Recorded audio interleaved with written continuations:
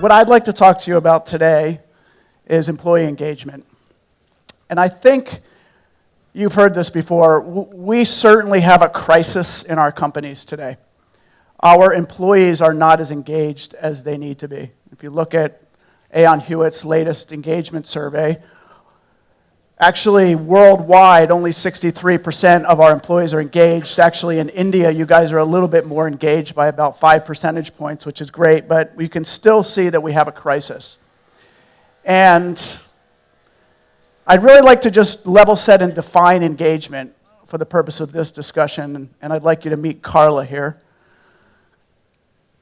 I love the way Aon Hewitt actually defines very simply what engagement is will an employee say good things about your company? Will they stay at your company? And will they strive to be their very best? And I think that there's a lot in that if we really think about it in those simple terms. And we have heard this time and time again, that the expectations of employees, if you really dissect why people are not engaged, they're saying things like, they don't understand their career path. They don't feel like they're being developed.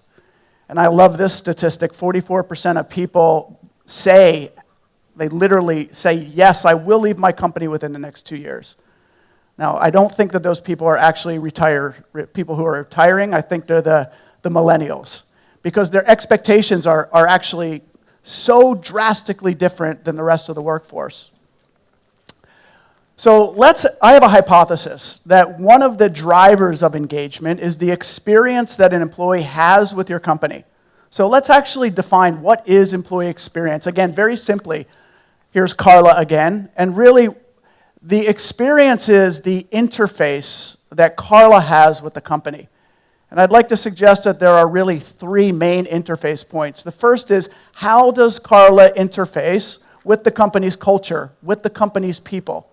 And you define that, you design that. I mean, either a culture will form or you get to design it. It's your choice, but know that you will have a culture, whichever way you choose. But how they interact with that culture, what it means to them, and how they interact with their manager and other employees, and how the company supports or doesn't support that is a critical interface point. The second is pretty obvious. How does an employee interface with process? Now, does anyone here work for a company that does not have process? That's what I suspected.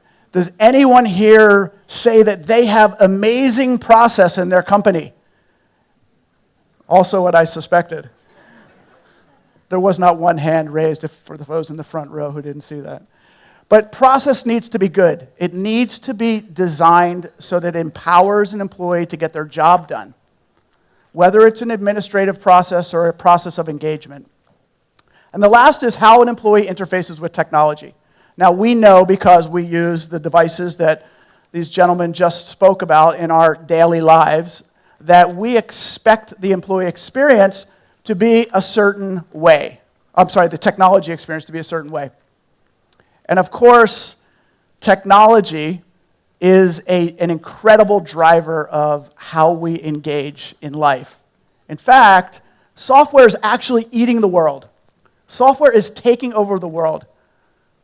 Because of the applications that we use in our everyday lives, these applications know who we are, where we are, what we want, and they actually even suggest how to get it, even though we might not necessarily be thinking in those terms.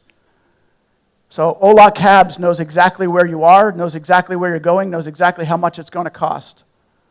Yelp knows exactly what a company is rated because of the way they deliver their products and services.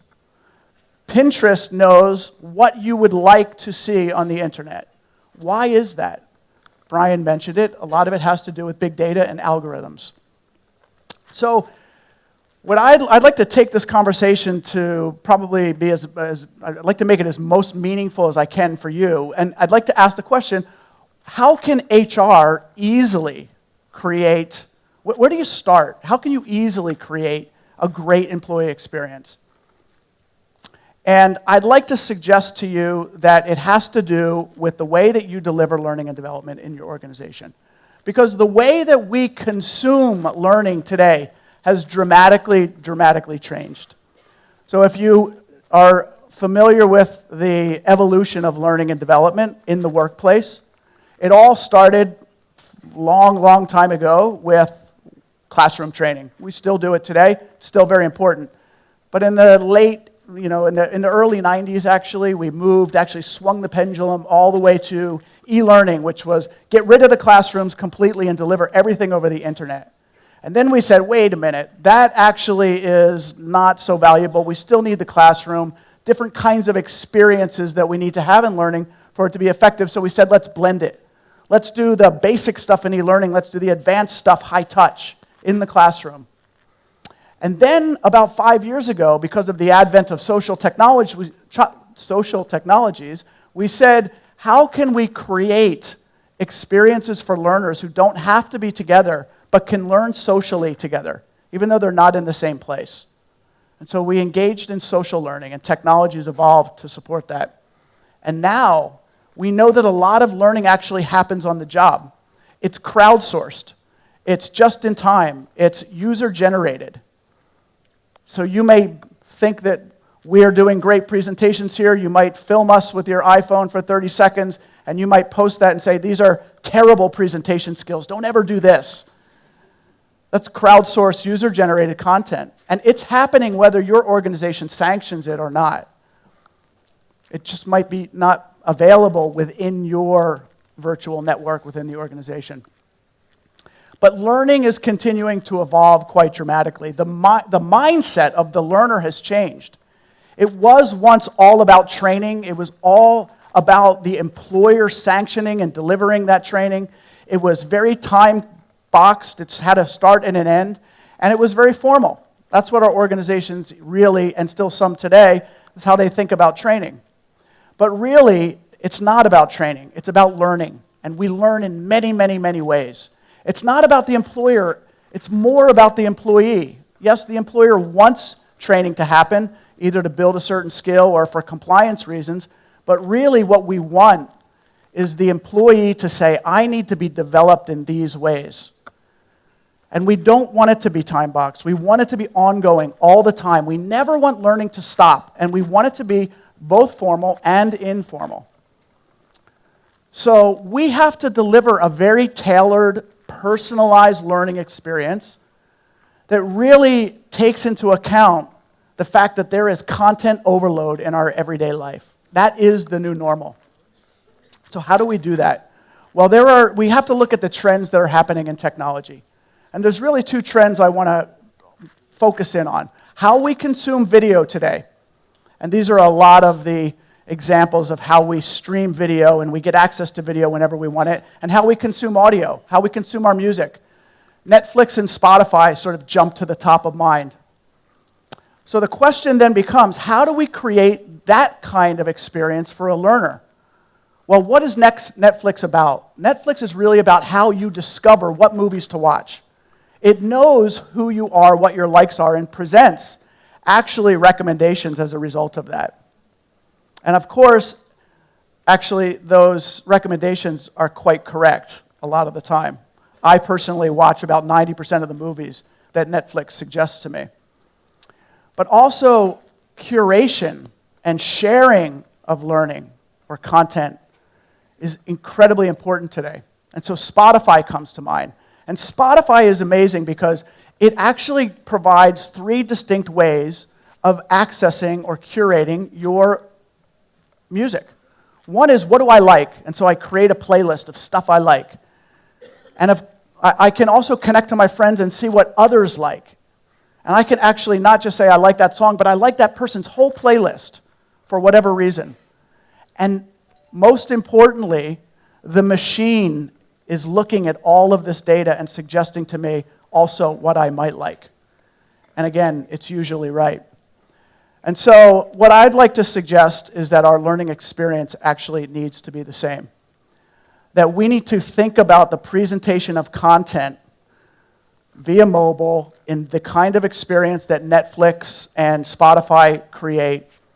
And we need to actually provide those kinds of feature sets to have streaming, the ability to connect to people, to engage with them live during the learning process, the ability to have playlists and share playlists. All of this is incredibly important to providing a modern learning experience. But the question really becomes, and I think this is really where it gets interesting, because any one of us can design an interface for training. But what about the content? Now, you all know that content, and I've said it earlier, content used to actually be very proprietary.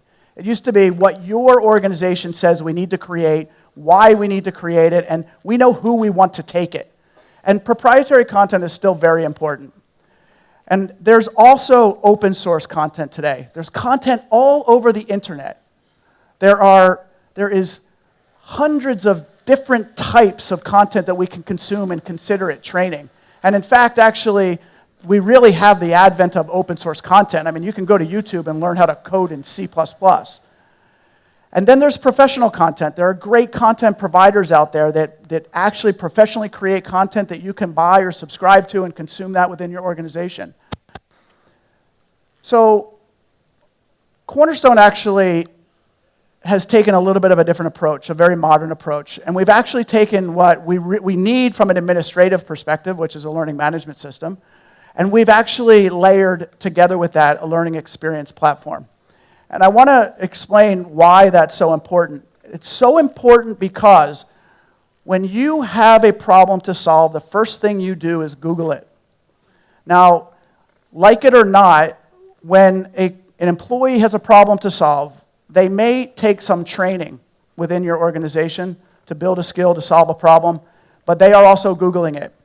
And so what we have done is we have created a platform that not only provides a great engaging experience, but actually through machine learning and big data algorithms goes out and scours all of the publicly available content in the world and creates a learning path for you based on your search or who you are, what you're trying to do.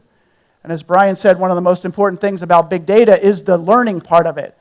So imagine the ability to say, yes, that piece of content that you've sourced for me, it might be free, it might be an article in Forbes, but it's not relevant to what I'm trying to do, so I move it out of the curation, and the machine begins to learn.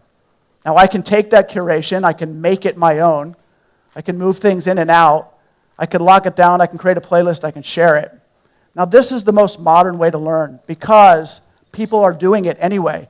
So I'd like to suggest to you that one of the easiest places to enhance the experience that your folks have, which crosses culture, is the fact that no matter what culture we're from or what organization we're from or who we are in the world, we all want to learn. And it is what employees want.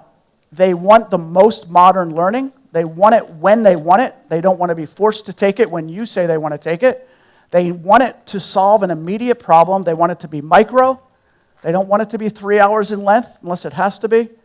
And they want to actually own it. They want you to support it. And so this is really what they want. So a very, very, very smart person once said, that's me, by the way. That's not my ego, but I put my name there because I really do believe it, is that the best organizations of the world are the ones that take employee experience very seriously. They're creating amazing experiences. And I think most importantly, they think about how do they help an employee to realize their potential.